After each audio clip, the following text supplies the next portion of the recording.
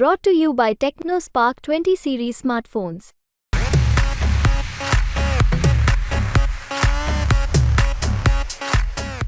2024ની લોકસભા ચૂંટણીનો આગાજ થઈ ચૂક્યું છે ત્યારે સુરતમાં કપાળના કારોબારીઓ શું વિચારી રહ્યા છે આ ચૂંટણીને લઈને અમારી સાથે કેટલાક કારોબારીઓ છે એની સાથે વાત કરીશું અને પૂછીશું કે આવનારી સરકાર પાસેથી તેઓની શું અપેક્ષા છે અને 2024ની ચૂંટણી લઈને શું કહી રહ્યા છે। क्या नाम है आपका?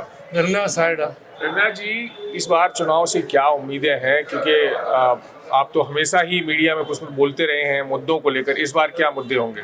देखिए, हमारा कपड़ा व्यापार से रिलेटेड मुद्दा रहेगा और इस चुनाव से हमारे को काफ़ी उम्मीदें हैं।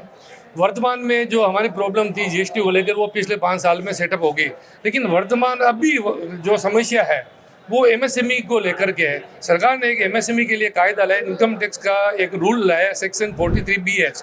उस कायदे के अनुसार व्यापारियों को काफ़ी तकलीफ है। 2 महीने से अभी व्यापार हमने काफ़ी कम हो गया है, रिटर्न गुड्स आ रहा है। कायदे में सरकार ने ऐसा रखा है कि 45 दिन के अंदर एमएसएमईज को पेमेंट करो। तो सूरत कपड़ा व्यापारी 45 दिन में पेमेंट सबको कर देगा, लेकिन बाहर गाँव से वो पैसा मांगता है तो उनका रिटर्न गुड्स आ रहा है। जितना माल जा रहा है उसके ज़्यादा रिटर्न गुड्स आ रहा है। अभी यहाँ पे रमजान की सीज़न है, उसके साथ में ये उगादी की सीज़न है, शादी ब्याह की सीज़न है, स्कूल यूनिफॉर्म की सीज़न है। इतनी सीज़न है तो 300 ट्रक पर डे यहाँ से जाते थे, अभी 80 से 90 जा रहे हैं। तो देख लो कितना व्यापार घट गया। और जो रिटर्न गुड्स आना है वो 4 गुना हो गया, क्योंकि व्यापारी के पास पैसा नहीं है। जैसे ही उसको मालूम है नियम लागू हुआ है तो कहीं हमारा टैक्स लग जाएगा, क्योंकि वो परचेज डिसअलाउ हो जाएगी तो उस पर 30% टैक्स लग जाएगा। उस डर से वो वापस रिटर्न भेजें। तो सूरत के कपड़ा व्यापार की हालत काफ़ी दयनीय हो गई है।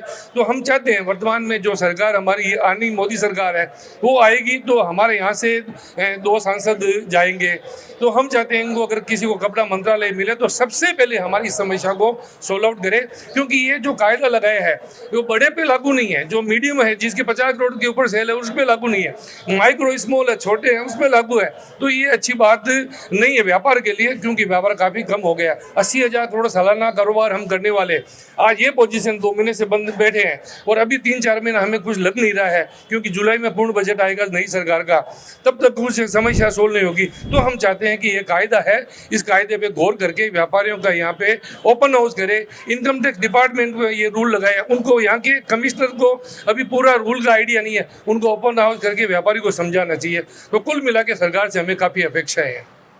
टेक्सटाइल राज्य मंत्री आपके सूरत की थी, सरकार भी वही थी, मंत्री भी सूरत से थे, तो फिर समस्या क्यों नहीं सुलझी टेक्सटाइल कारोबारियों की? देखिए, टेक्सटाइल राज्य मंत्री सूरत से थी, तो पिछली बार हम निर्मला सीतारमण जी के पास गए, मैं खुद गया था, दर्शना बेन भी हमारे साथ में थी। तो जीएसटी 12% का जो नोटिफिकेशन आया था वो 5% अभी भी है।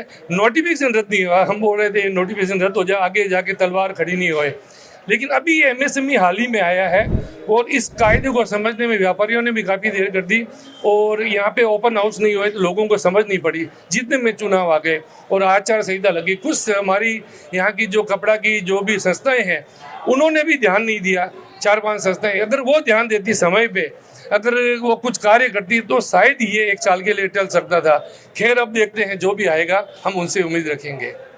क्या इन मुद्दों का जो आप बात कर रहे हैं कि जिस तरह से जो परेशानी है, व्यापार भी नहीं हो रहा है, चुनाव में कोई असर होगा क्या इसका? देखिए, ये सबसे बड़ी बात है कि गुजरात तो बीजेपी का गढ़ है और यहाँ पे तो जैसे बोलते हैं सारी की सारी सीटें आएंगी, उससे चुनाव से रिलेशन नहीं होगा, क्योंकि व्यापारी की एंड द एंड सुनी जाती है। तकलीफ है तो सुनी जाती है, लेकिन अभी ये तकलीफ हमने बताई इनको तो उन्होंने बोला पहले कायदा लागू होगा, तकलीफ आगे आएगी, उसको सरलीकरण कर देंगे। तो कुल मिला के मुझे नहीं लगता है कि ये मुद्दा चुनाव पे हाई रहेगा। चुनाव अपनी जगह है और ये तकलीफ है वो अपनी जगह है।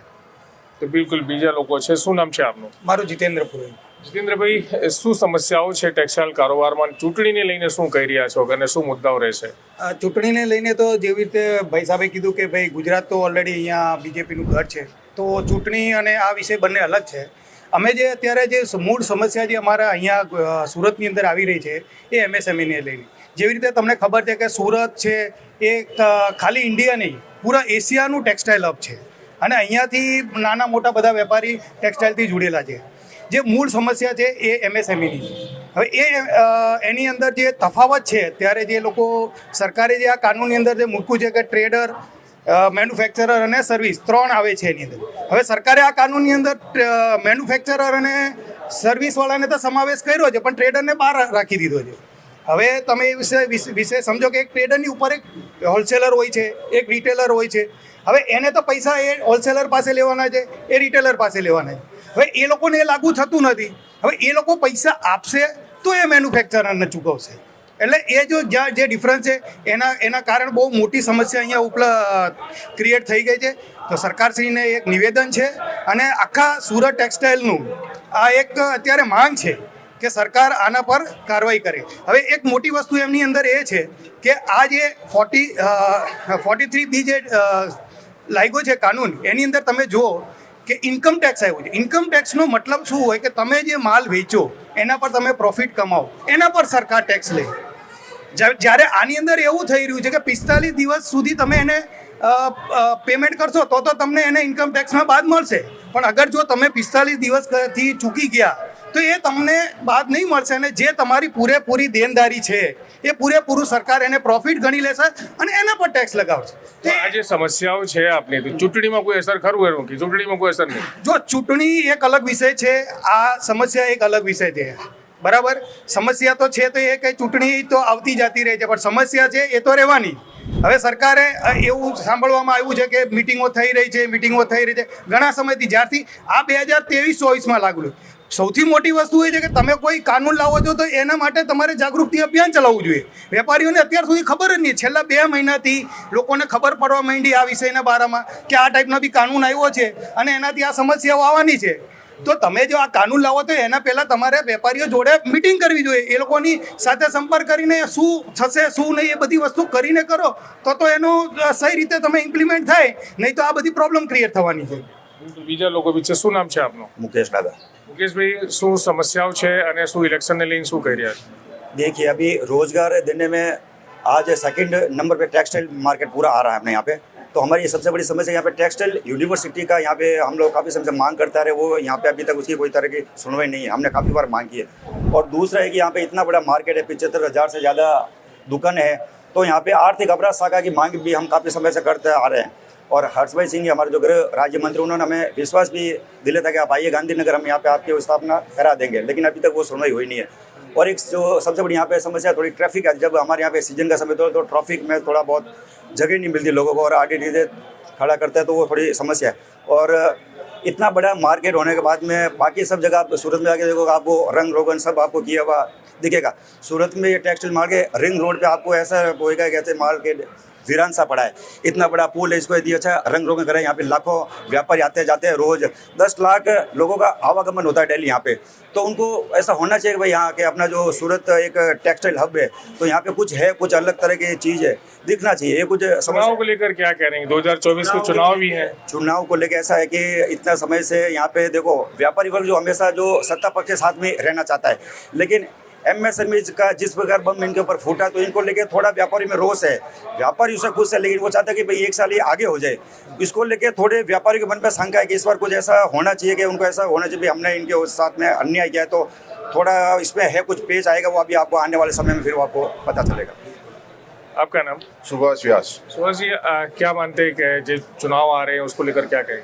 देखो, चुनाव महंगाई, स्वास्थ्य, शिक्षा पे होना चाहिए, वो नहीं होके धर्म पे हो रहा है. और इस बार इनकी पीछे जो सीटें आई थी उससे भी कम सीट आने वाली है. और मार्केट के व्यापारियों को MSME से 2 महीने सब व्यापारी बैठे हैं, किसी के पास काम नहीं है, तो व्यापारी क्यों वोट देंगे? कोई वोट देने वाले नहीं है. और पीछे आई सीटें उससे कम सीटें आएगी. लेकिन एनडीए तो कह रहे हैं 400 पार ले आए. अब उनके कहने से तो आएगी नहीं. अब वो देख, तो क्या व्यापारी तो वोट देंगे ही नहीं तो कहाँ से आएगी? अब कहने में तो बोल देंगे पूरा पूरा आएगा, लेकिन देखते हैं कितना आता है. किस तरह की समस्याओं का सामना कर रहे हैं टेक्सटाइल कर रहे हैं? 2 महीने से कोई भी व्यापार नहीं है, घर का खा रहे हैं. लाइट बिल, बिजली पानी का भी पैसा देने के लिए नहीं है. कुछ कमाई नहीं रहे हैं, खाली पहले जो कमाया हुआ है वही खा रहे हैं. वो समस्या ज़्यादा है. कपड़े व्यापार के लिए तो ज़्यादा समस्या है. रोजगार सब जो छोटे छोटे मजदूर कारीगर काम करते थे, सबको सेठ लोग छोड़ रहे हैं और ये बेरोजगारी और बढ़ रही है. इससे तो ये मंदी आने की वजह क्या? मंदी है. मंदी यही MSME की वजह से कोई माल खरीद ही नहीं रहा बाहर गाँव के व्यापारी. सबको डर है कि ये पता नहीं 45 दिन में पेमेंट होगा कि नहीं होगा. इसकी वजह से ज़्यादा समस्या आ रही है. तो बिल्कुल आ तमाम लोगों से अपनी साथ बात करिए. શું નામ છે આપનું? અરુણ જવાર. અરુણભાઈ, શું કહેશો? આ 2024ની ચૂંટણી આવી રહી છે. कोई भी नया नियम जब लागू होता है तो एक बार हड़कंप जरूर मचता है. लेकिन जिस प्रकार से जीएसटी लागू हुई थी, सभी कपड़ा व्यापारी ये सोच रहे थे ये नुकसान का नियम है, परंतु 5 वर्ष होते होते ये नियम फायदे के नियम में बदल गया। उसी प्रकार से जो व्यापारी वर्ग ये सोच रहा था कि जो 20 वर्षों पुरानी समस्या पेमेंट की, जो सूरत का पेमेंट बाहरी लोग वापरते हैं, मार्च अंत आते आते हमारी पुरानी पेमेंटें भी इस एमएसएमई के नियम की वजह से आ रही हैं। थोड़ी एक गुड्स रिटर्न की समस्या आवश्यक जरूर बढ़ी है, लेकिन इसका भी निवारण हम व्यापारी वर्ग ये सोचते हैं 1 अप्रैल से वहाँ पे कपड़ा व्यापारी जो बाहर से कपड़ा यहाँ से लेके जाते हैं, उनका कपड़ा भी वहाँ पे समाप्त हो चुका और पेमेंट भी समाप्त हो चुका है, तो और भी जोश खरोश के साथ वो कपड़ा खरीदेंगे। और आप उम्मीद है आपको ऐसे? उम्मीद है, और लगभग ऐसा होता है, परिवर्तन संसार का नियम है।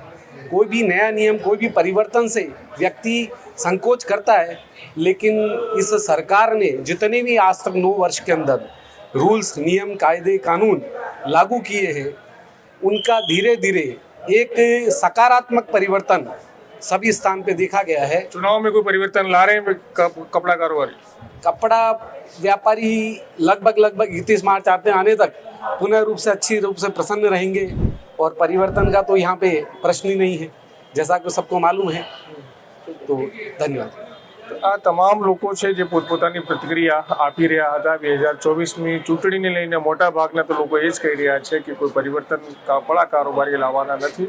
સમસ્યાઓ છે, સમસ્યાઓને અલગ ગણાવી રહ્યા છે, ચૂંટણીના મુદ્દાઓ અલગ ગણાવી રહ્યા છે, એટલે કે જ્યાં વોટ પડવાના છે ત્યાં આપ લોકો વોટ તો આપશે જ, પણ એના જે મુદ્દાઓ છે, સમસ્યાઓ છે એ અલગ ગણાવી રહ્યા છે। તો આ અમુક ટેક્સટાઇલ કારોબારીઓ હતા જે આપણી સાથે अलग अलग मुद्दाओं ने लईने बात करी थी, समस्याओं रजू करी थी, साथे ज चूंटणी ने लईने पण बात करी थी। संजय सिंह राठौड़, गुजरात, सूरत।